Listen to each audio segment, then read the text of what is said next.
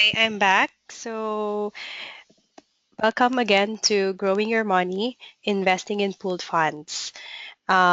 This is in we were gonna be starting on the basics of mutual fund and UITF. So in this case, let me ask you, where is your money today? Or if you can go outside, and may nakasalubong kayo, at tatanungin natin sila out of nowhere na nasan ba ang pera mo ngayon? Typical reply or typical answer sa atin is, of course, it's in the bank. Kasi tayo, what we know is this is the safest place for our money. But what we don't know is this is the this is a wrong place if we want our money to grow. So kung nandito ang pera mo and but please take note that this is surplus or extra cash and this is already savings, ha? So, money in the bank are good for emergency purposes or for your daily allowance. Um, but definitely, if it's for investment, then your money is in the wrong place. I will show you how in the story of two people, Juan and Pedro, who got 100,000 pesos back in 2009. Si Juan nag-invest or nilagay niya yung pera niya sa bank and nagtanong siya sa ano bang pwede kong investment kasi sayang naman, hindi ko naman siya gagamitin. So, Juan was offered a time deposit. So, nakita na natin dito ang rates per year ng time deposit. So, after 5 years, ang pera ni Juan ay naging 109,842. So, this is still good kasi may at least kumita kahit papano. But if you come to look at it, if you are going to um, check out the inflation or the purchasing power of your money from 2009 and to 2014, ang laki na ng pinagkaiba. Inflation simply means yung piso mo dati, nakakabili pa ng tatlong candy, ngayon, isa na lang. So, yung purchasing power mo, humihina. So, yun yung isang factor na hindi na-address kung ang pera natin ay nilalagay lang natin sa bangko, specifically time deposit rate. And just for your information, as of 2014, our average inflation is at 4%. So with that, 4%, kung 4% ang itinaas ng value ng bilihin at kumikita yung pera mo at this much, talong-talo ka na. That's how you lose money in the bank. Ganon na ubos ang pera hindi naman naubos or ganon nalugi yung pera ni Juan. Pero may isang matalinong bata, si Pedro. Sabi niya noon, sabihin na natin siyang parang yung story ko, no, na nag-iisip siya kung paano kikita. And naisip niya or he come to found out about pooled funds. In this case, for illustration purposes, it's field equity. So sabi niya, sige dito na lang, tingnan natin kung anong mangyayari. So yung 100,000 niya, first year pa lang, ito na yung kinita, 65%. Wow, that's really more than dun sa 5-year returns ng money in the bank. Dito pa lang, okay na. Eh, wala naman siyang gagawin dun sa 100,000 niya. Hinayaan niya doon for 5 years. So, ito na yung sinasabi kong compounding. Yung 100 ko, naging 159 because 65 ang naging profit or return. So, ito na yung bagong baseline. 159, kumita ulit siya ng 54%, naging 264. And then, yung 246. Yung 246, kumita ng 6%. Okay, mababa this time. Medyo mayroon yatang crisis. Naging 261. Pero, still, doble na yung pera mo, di ba? So on and so forth. So, ano yung difference ni Juan at saka ni Pedro? Ang difference nito is almost, more than 300,000 just because they placed it in a different instrument. Yung isa sa bank, yung isa sa pooled funds. Pero pareho naman sila ng ginawa, di ba? Ininvest lang nila, pareho naman nilang iniwanan. So, kumbaga, ang laki ng na-miss ni Juan na opportunity sana ng money niya na nag-grow. Had he known about pooled funds, sana ganito na rin ang pera niya. And kung If what they can do better is every year nagdagdag sila, baka million na to. So that's the power of compounding. And this is basically what I'm sharing with you, the comparison ng kung ilalagay mo siya sa bangko at dun sa pooled funds. But then, just take note na this money should be a surplus or already an ipon. Taking note that you already have your emergency fund, and as much as possible, you're already protected. Insured ka na. Para in case, because investments may always take in mind na ang investment, kakambal niya ang risk. Meron at merong risk. So happen na sinuwerte tayo dito, si Pedro, tumaas ang maganda ang performance ng market. Okay, but then, over the long term, ganun naman ganun ang nangyayari sa kanya. Nag-grow at nag-grow siya. So this is what I'm telling you about the compounding. So let's go in the definition of the pool funds. I will discuss with you the mutual fund and UITF on how it works. So pool funds, as I was telling earlier, this is very simple. It's very affordable, at least if you have the money na for initial, and less stressful. Okay, so how does mutual fund and UITF works? So this is an illustration. I just got this um, material from a mutual fund, but it's definitely the same concept-wise sa UITF.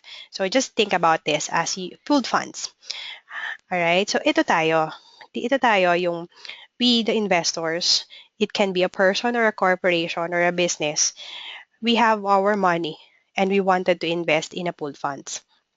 So yan, lahat ng money natin pagsasama-samahin sa isang pondo ng mutual fund or ng UITF. And then, itong pooled fund company na to ay meron silang mga tinatawag na fund manager or fund expert. Sila yung mga nag-certify na at talagang pinag-aralan nila ang technical analysis, fundamental analysis, economic analysis, top-down approach, lahat yan, alam nila yan because they are, they took years to study about it. Kaya expertise na nila yan. Sila, ngayon, ang magmamanage ng pondo nating lahat. So, diskarte nila yan according dun sa nakasetup sa fund. Kunyari, ang nakasetup sa fund is stocks. Siya nang bahala mag-invest sa stocks. Be it Ayala, Jollibee, SM, Pure Gold, depende kung saan niya i-allocate yan. And it's allocated on a percentage basis. Ganun ang gagawin niya. So, automatically, diversified ang pera mo. Ganun din kung bonds naman siya, it depends if ilalagay niya ba sa 15-year maturity bond, 5 years, 7 years, it depends kung magkano ang interest rate, diskarte niya na yan. Whatever he feels na dito magpa-profit ang fund natin. Alright? So, the fund manager's goal or aim is really to profit.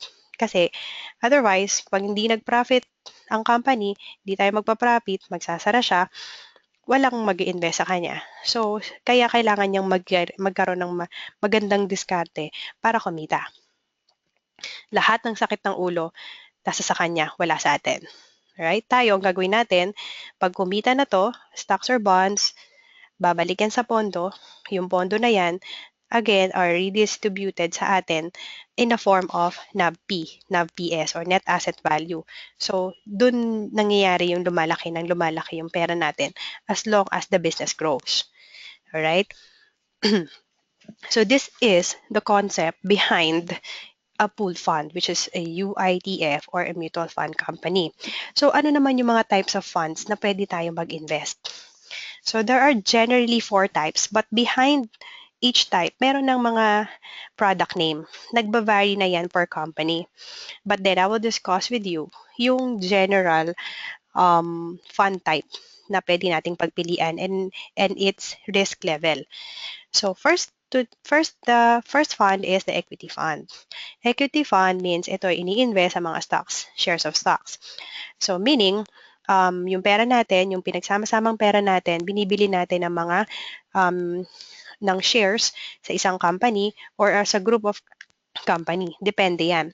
Nakakalat yan. Hindi yan po pwedeng iisa lang kasi there is a rule sa mutual fund or sa fund company or investment company not to invest more than 10% of each of the company. Kasi we don't want to get the majority share. Okay? So, but then, the risk level nito is high because you're investing in business. In business, di ba, we cannot guarantee kung kailan magpa-profit or not. We can forecast, pero hindi naman natin mag-guarantee yon. Okay? But then, these fund managers, alam na nila yan. Alam nila yung mga projects, alam nila yung mga fundamentals ng isang company. Pinag-aaralan na nila yan. The ratio, turnover, alam na nila yan. So, they will carefully invest our money into those corporation or company na alam nilang magpa-profit tayo. But then, hindi rin natin pwedeng alisin yung fact na it can be very risky. Kasi we really don't know. Alright? Yung next type of fund naman is what you call the bond fund. Bond fund literally means utang. So, kapag utang, merong fixed interest na sinasabi. For example, um, a 5-year maturity bond with 6.75 interest that will mature at a certain period. That's why it's called fixed income kasi alam natin na makukuha tayo ng ganitong interest once it matures. So pautang siya. It can be government bonds or it can be corporate bonds then. So it depends. So the risk level nito is medium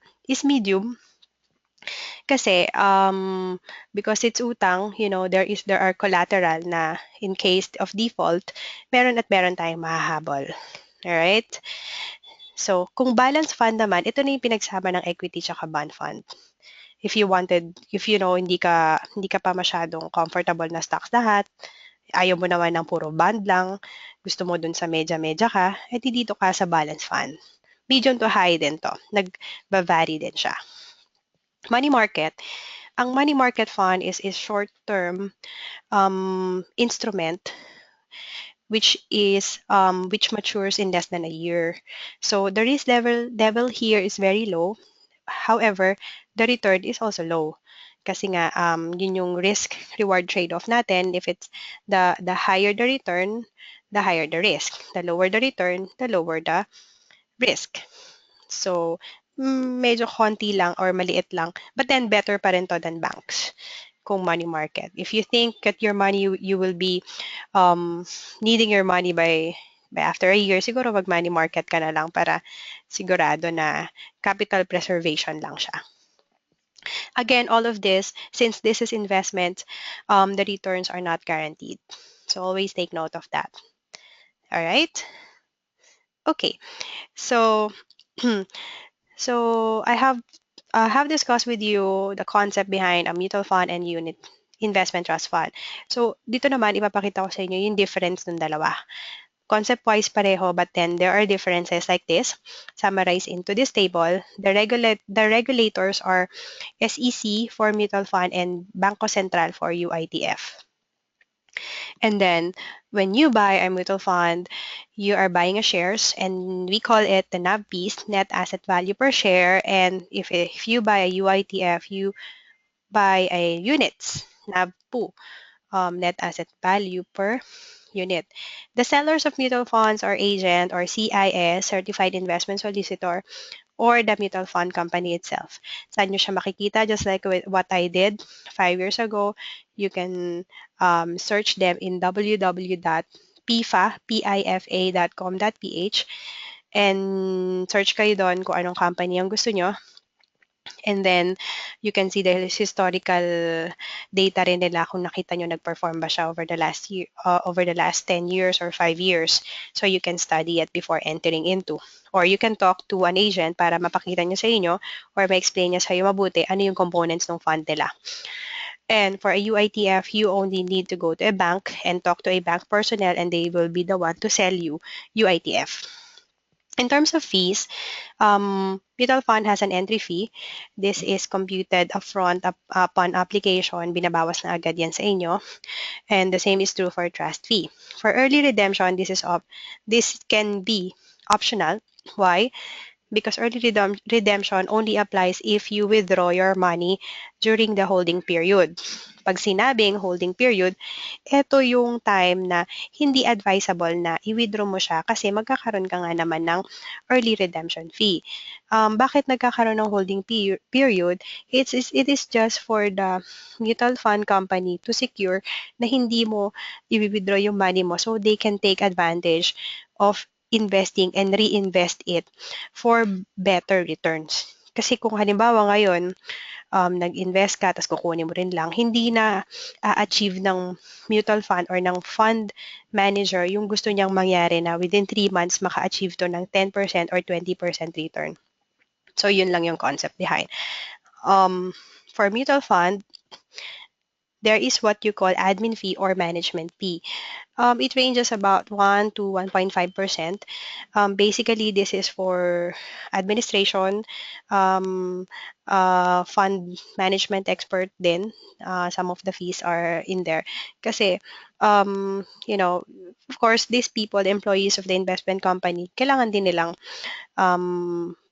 of course, there is, what you call this, may mga, may bayad din naman sila. Okay? So, masweldo rin sila. So, as a business, kailangan nilang i-sustain yun. So that is passed on to investor of mutual fund. So wala siya sa UITF. And then for mutual fund, you are called a shareholder while in UITF, you are called an investor. So ano yung difference ng dalawa? Pag shareholder, owners ka. You have the certificate that you are an owner of the company mismo, like a Jollibee or, or a PLDT. Owner ka talaga. In case of UITF, because it's just a trust fund, you only own units. You're just an investor, and there is no voting rights entitled to it. So yan ang main difference ng mutual fund and unit investment trust funds. So on this next video, this is a video from Pesos and Cents. Gustong-gusto ko siya and you can search it in YouTube, but I will show it with you. It's a simplified definition of a mutual fund. Actually, since yun lang ang merong available, but you can relate it as well to a UITF. So let's watch this.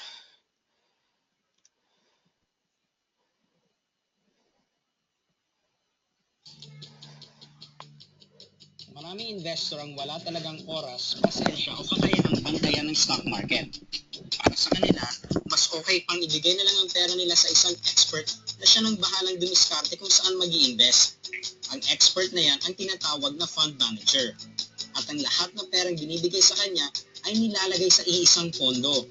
At ang pondong ito ang tinatawag na mutual fund. Ang mutual fund ay ang pinagsama-samang pera ng maraming tao at kumpanya. Depende sa diskarte ng fund manager, iniipon ito at maingat na ilalagay sa iba't ibang investments tulad ng stocks, bonds, money market, o maging ibang mutual funds mismo. When you invest in the stock market yourself, para kang nagmamaneho ng sarili mong kotse. On your way to becoming rich, pwede kang dumaan kung saan mo gusto. Bahala kang mag-shortcut, long cut, stopover. Diskarte mo na yan talaga. Pero kapag sa mutual funds ka nag-invest, para kang sumakay sa jeep. Unang-una, may mga rota yung mga yan. This means they cannot invest everywhere. They can only invest in certain things depending on how the fund was set up. The rules are set up when the fund is first created and the fund manager has to abide by them. Diba parang sa jeep, hindi sila pwede dumaan kung saan-saan. Secondly, just like a jeep, there are fees. Whenever you invest in a mutual fund, you have to pay the fund manager. Much like the fees you pay when you get to a jeep.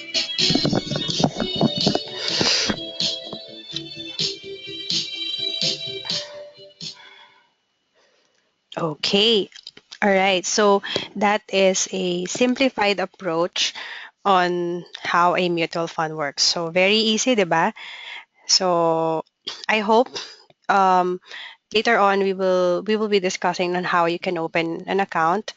And on the next on the next slide, we will be discussing another type of what do you call this? Another type of pool funds. Okay.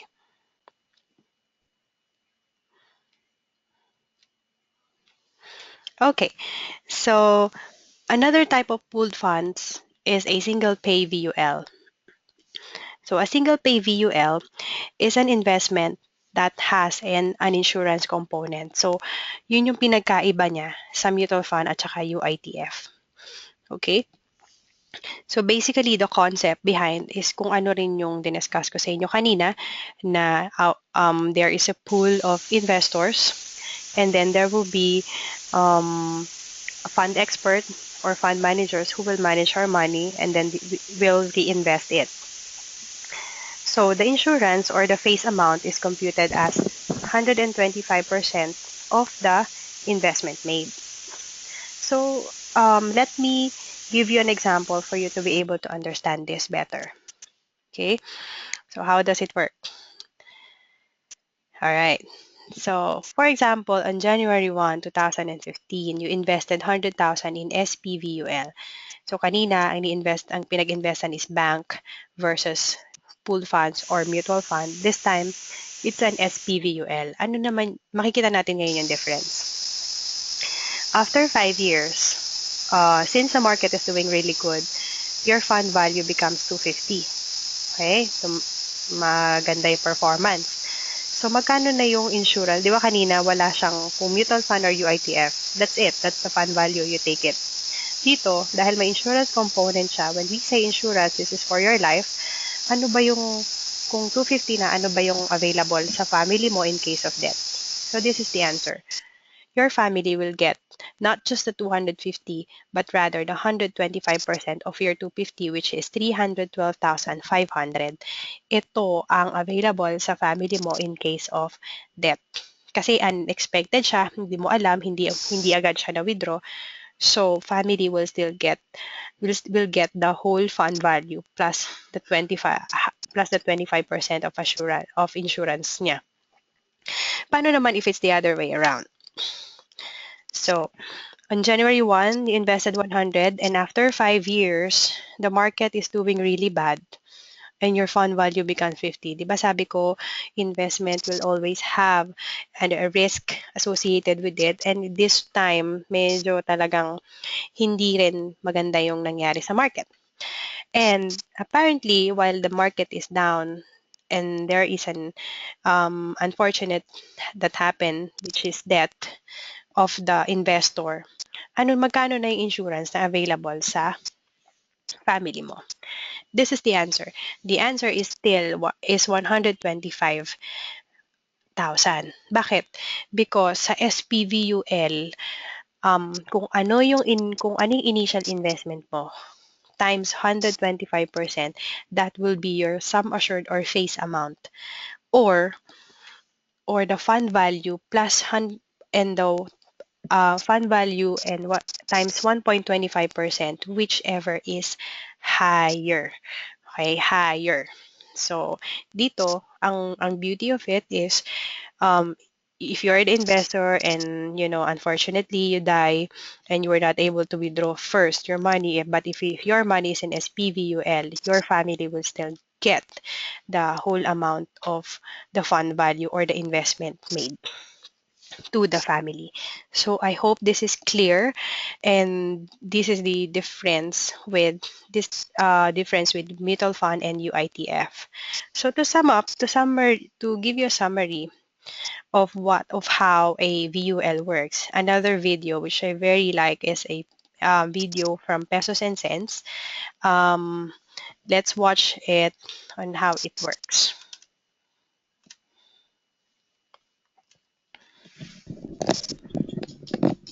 Maalala natin that mutual funds are a way to invest in stocks, bonds, and money markets without actually buying these products yourself.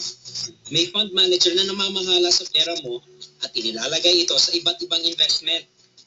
Ang insurance naman, mahalaga kasi naghuhulog tayo ng premium regularly para may makuha ang ating pamilya kung sakaling may mangyari sa atin. But aside from being protection, some insurance packages can actually generate income. Ibig sabihin, may insurance ka na, may kita ka pa. Ito yung mga tinatawag na insurance na variable unit link or VUL. Ito yung mga nababalitaan nating insurance na may kahalong investment component. Sounds complicated? Relax. Here's how it works. Insurance plus mutual funds equals VUL. Kapag may insurance plan ka, ibig sabihin may hinuhulugan kang pondo. Ngayon, kapag yung insurance plan na kinuha mo ay VUL, that means a portion of your payment is being invested by the insurance company in stocks, bonds, or other products, just like a mutual fund. At ang insurance company ang tumatayong fund manager mo. Ang kagandahan nito, para na siyang value meal. Isa lang ang babayaran mo, automatic nang mahahati ito sa insurance at investments. And over time, kumikita ng kusa ang investment mo. So kung bibili ka na rin lang ng insurance, may option kang idagdag na rin yung investment mo in the form of a VUL.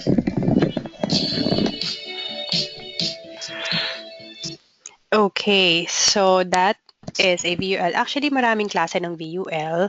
What I just showed you is a single pay because this is what's applicable as a pooled fund because technically VUL is a insurance product. But then with single pay VUL that was introduced in the market, it is now more like considered as an investment because heavily mas yung fund is into investment talaga.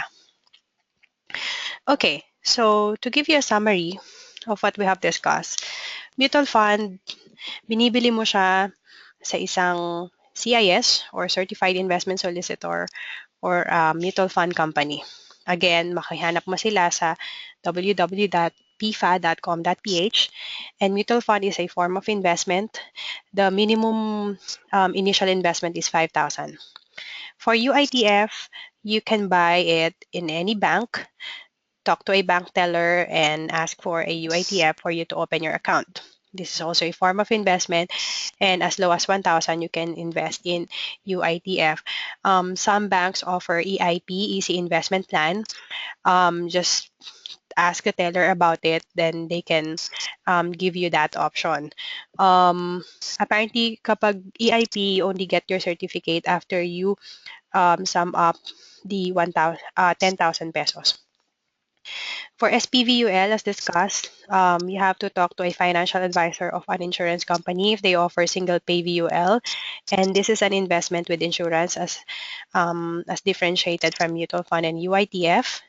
And then, as far as I know, the minimum investment is 100,000. So medyo pricey siya. Okay, so but then all of this are good investments for you. I hope you can try them. I tried them all, and they offer really good returns for me, and they are aligned with my set goals. Pwede nyo rin gawin yun. And before I end, I wanted to um, give you a quote from the famous Warren Buffett that do not put all eggs in one basket. So this only means diversification. And as I have mentioned earlier, when you invest in a pooled funds, you are automatically diversified. But to further diversify your portfolio, if you are investing already in the Philippines, try doing global funds. If you like, better yet, mas okay yon para mas mabalanse natin yung investment portfolio nyo. And thank you. With that, thank you very much for listening to me. And I challenge you to start as early as now. And I hope you will be able to you were able to understand the concepts behind it. For questions, again, this is Carmi Cristobal. For questions and concern, please contact us at our website, which is www.thecristobal.info. Get our free ebook, and from time to time, actually on a daily basis, we email our subscribers for any information updates, regarding personal finance. And our email is thecristobal@thecristobal.info. Again, we guarantee that we will respond to you within 24 hours. For if you have clarifications in investing in pooled funds, please feel free to contact me at this email, and I will be more than glad to assist you. And that's it. Thank you very much. Thank you, Miss Gracie. Thank you sa Invest 101. More power to your group. More power to Filipino Financial Freedom Forum. I'm part of it actually. And I share with Miss Gracie the advocacy and the mission to spread financial literacy. And thank you very much. God bless everyone. Bye.